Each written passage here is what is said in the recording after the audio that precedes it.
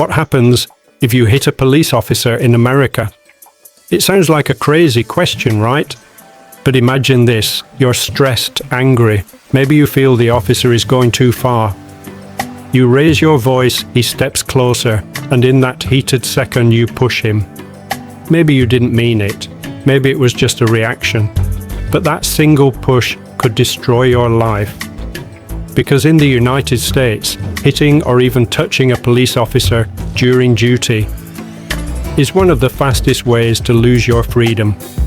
You might think it's just a fight, but in America, the law doesn't see it that way. It sees it as an attack on the government itself.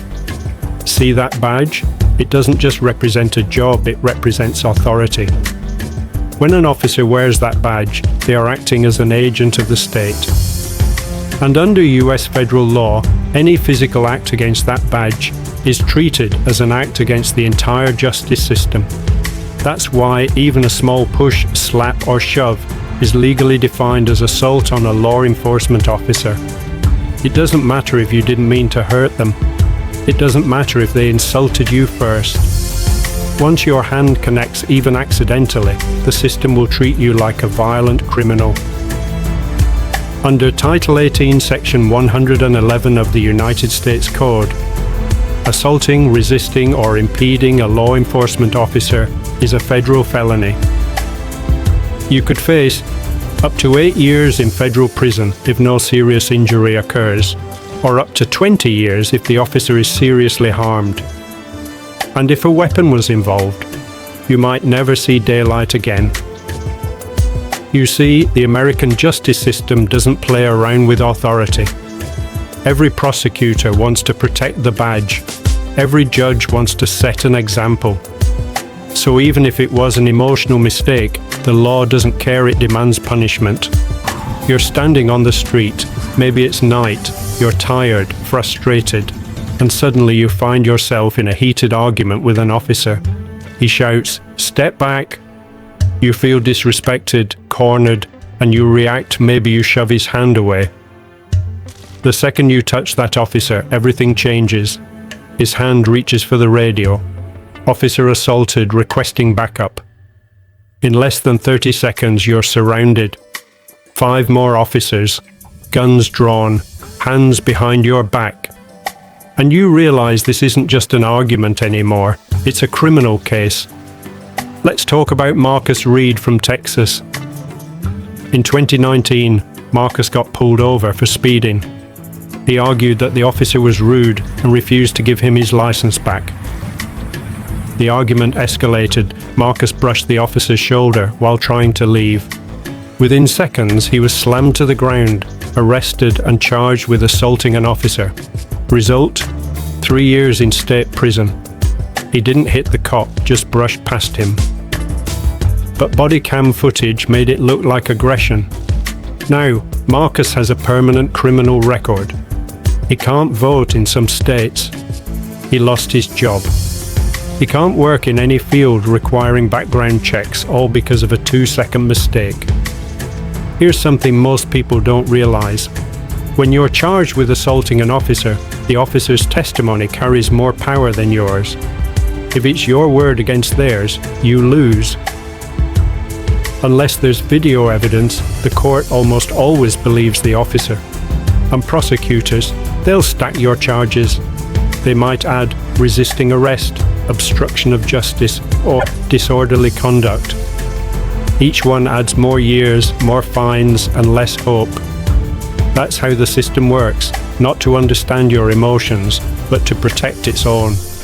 Now you might ask, what if the officer hits me first? What if I'm only defending myself? In theory, Americans have the right to defend themselves even from police abuse. But in reality, that's almost impossible to prove. For self-defense to work in court, you must prove 3 things. The officer used unlawful and excessive force. You only used reasonable force to protect yourself. There's clear evidence, like video or witnesses. But let's be honest, most people don't have cameras rolling when chaos breaks out. So, when it's your word versus theirs, the court sides with the badge. Every time. That's why lawyers often say, in America you can't win a fight with a cop on the street, only in court. Scene 7. The emotional fallout. Think about what comes next. You're in handcuffs. Your friends are recording, shouting, but it doesn't matter. You spend the night in jail, waiting for bail. You lose your job the next week. The media calls you a cop attacker. Even if you're innocent, the damage is already done. Your mugshot is online. Your family is scared. Your name is tainted. And when you finally appear in court, you realize the full weight of the government is against you. The officer has a lawyer. The state has a prosecutor. And you just have a public defender who's handling 20 other cases that day. Justice isn't balanced. It's heavy on one side, the side of the badge. A felony assault charge changes everything. You lose the right to vote in many states.